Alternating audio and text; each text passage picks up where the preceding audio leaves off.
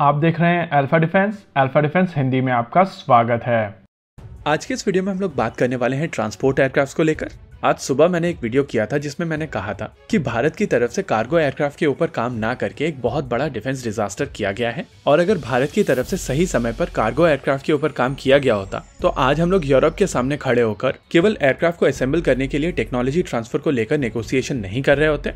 लेकिन आज सुबह के वीडियो के कमेंट सेक्शन में आप में से कई लोगों ने एक बहुत ही इंटरेस्टिंग कमेंट लिखी है और इस कमेंट के ऊपर बात करना बहुत जरूरी है। आप में से बहुत सारे लोगों ने लिखा है कि कार्गो एयरक्राफ्ट को लेकर भारत के पास में वॉल्यूम नहीं है और बहुत कम वॉल्यूम में जब इन एयरक्राफ्ट को बनाया जाएगा तो ये इकोनॉमिकली वायबल नहीं है। ये हाई क्वालिटी कमेंट्स है और मैं इसी तरीके का डिबेट अपने कमेंट सेक्शन में चाहता हूँ। इस तरीके के इन्फॉर्म डिबेट जब होते हैं तब आप एक दूसरे से ज्यादा चीजें सीखते हैं, और जब यंगस्टर्स इस तरीके की कमेंट्स करते हैं तो मेरे जैसे आदमी को बहुत ज्यादा सेटिस्फैक्शन होती है, क्योंकि सडनली आपको लगता है कि नई जनरेशन ज्यादा इन्फॉर्म्ड होकर डिफेंस को मॉनिटर कर रही है और ये लोग केवल शॉर्ट से डिफेंस को मॉनिटर नहीं कर रहे हैं। देखिए, ये बात सच है कि जब तक आपके पास में अच्छे खासे नंबर में ऑर्डर्स नहीं होते हैं तो खुद का प्रोग्राम स्टार्ट करना एक अच्छा ऑप्शन नहीं होता है।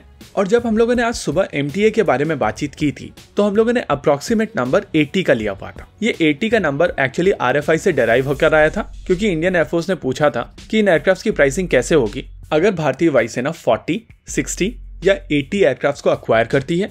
RFI के इसी सेगमेंट में हम लोग अपर लिमिट यानी कि 80 एयरक्राफ्ट को लेकर चल रहे थे, और केवल 80 एयरक्राफ्ट के लिए अपना खुद का प्रोग्राम इनिशिएट करना एक अच्छा ऑप्शन नहीं होगा।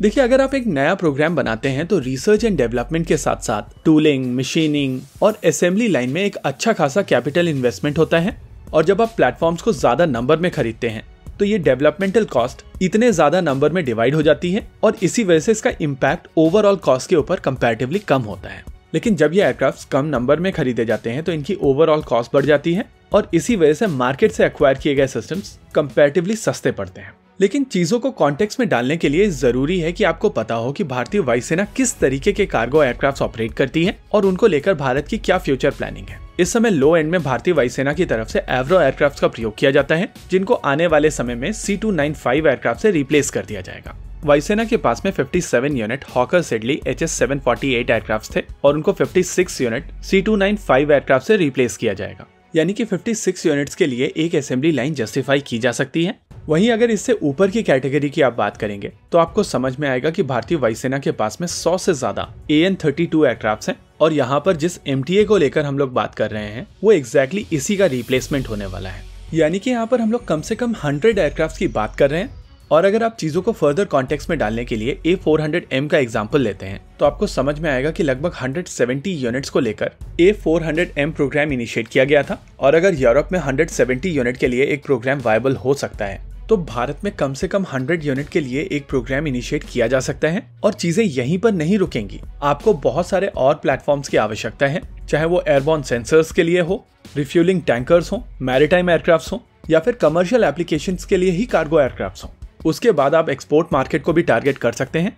अगर आप साउथ कोरिया का एग्जांपल लें तो उन्होंने जब MCX प्रोग्राम इनिशिएट किया था तो उनकी रिक्वायरमेंट हमसे काफी कम थी और उसके बाद उनको UAE ने ज्वाइन किया है। यानी कि इकोनॉमिक्स को ध्यान में रखते हुए अगर आपके पास में इंटरनल रिक्वायरमेंट 100 से ज्यादा की है तो आप अपना खुद का प्रोग्राम इनिशिएट कर सकते हैं।